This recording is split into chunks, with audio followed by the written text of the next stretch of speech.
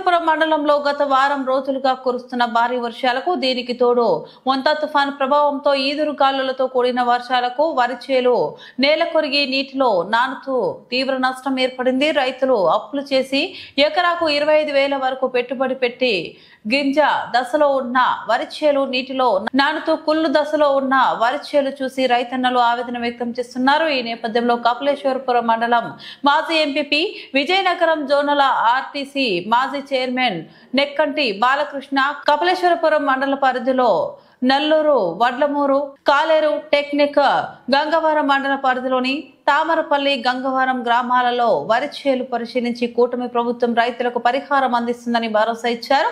CM Chandrababu Naidu Montha తుఫాన్ ప్రభావంతో జన నష్టం జరగకుండా అధికారులను, ప్రజాప్రతినిధులను నిరంతరం పర్యవేక్షిస్తూ అప్రమత్తం చేస్తారని నెక్కంటి బాలకృష్ణ కొనియాడారు. కొత్త దశలో ఉన్న వరి చేలు నేల కొరిగి నీటిలో నానుతూ రైతులకు తీవ్ర నష్టం వాటిల్లిందన్నారు. ప్రభుత్వం స్పందించి నష్టపోయిన రైతాంగాన్ని అన్ని విధాలా ఆదుకోవాలని బాలకృష్ణ కోరారు.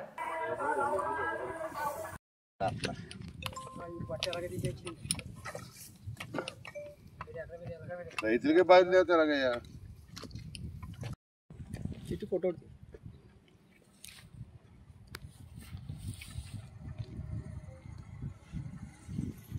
పరిశీలించినట్టు అదే కదా ఇదంతా ఏముంది మొత్తం అంతా పాడైంది. కోనసీమ జిల్లా కపిలేశ్వరం మండలం వడ్లమూరు, నరసమట్ట, ఒల్లూరు గ్రామ ఏరియా ఇది. నల్లూరు ఇదంతా శుభ్రంగా ఈ మొంతా తుఫాను తీవ్రమైన నష్టాన్ని కలగజేసింది. రైతులు చాలా చివరి దశలో ఉండగా 4-5 రోజుల్లో కోతలకు వస్తున్న సందర్భంలో మరి తుఫాను వచ్చి మొత్తం పంట అంతా నేల కొరిగింది. ఇంకా నీరు ఉంది, మీరు చూస్తూనే ఉన్నారు. ఇంకా నీరు ఉంది. ఈ 2 రోజులు కూడా నీరులో ఉళ్ళిపోయి కడకు చేతి రాని పరిస్థితి. ఒకవేళ ఏదైనా తీయాలనుకున్నా కూడా తీవ్రంగా ఇబ్బంది పడతాం. పెట్టుబడులు కూడా రాని పరిస్థితి. ఎంచేదంటే ఇంకా ఎకరానికి 35,000-40,000 పెట్టుబడి పెట్టిన రైతులు ఉన్నారు.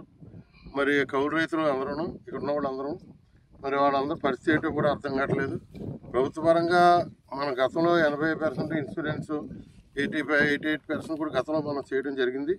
ఆ విధంగా ఇన్సూరెన్స్ వారిని మరి కేంద్ర ప్రభుత్వాన్ని కూడా మాట్లాడి తప్పకుండా దీనికి పూర్తిగా ఇన్సూరెన్స్ 100% ఇన్సూరెన్స్ వచ్చే విధంగా ప్రభుత్వాలు కృషి చేస్తారని ఆశిస్తున్నాను.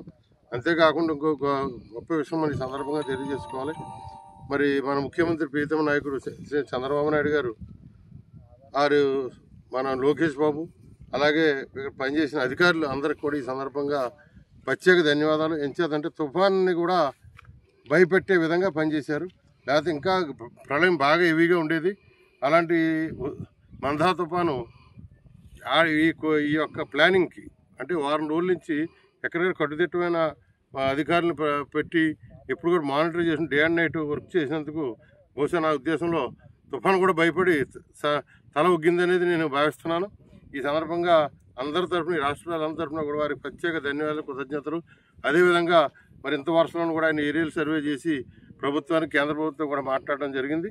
తప్పకుండా రైతులకు న్యాయం జరుగుతుంది. ఈసారి ఎట్టి పరిస్థితులు మిగతా ఎన్ని ఉన్నా ప్రత్యేకించి ఈసారి మాత్రం తప్పకుండా రైతులకు న్యాయం చేయాలి అని మనస్ఫూర్తిగా కోరుకుంటున్నాను.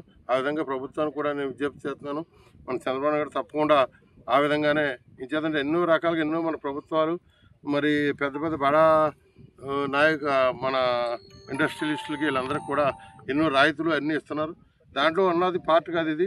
ఈసారి తప్పకుండా అన్నిటిని అధిగమించి కేంద్ర ప్రభుత్వం ద్వారా ఈ ప్రజలకి, ఈ రైతాంగాన్ని అందరికీ కూడా న్యాయం చేయవలసిన అవసరం ఎంతైనా ఉందని సందర్భం అందజేస్తూ వీళ్ళందరూ కూడా ధైర్యంగా ఉండమని కోరుకుంటున్నాను.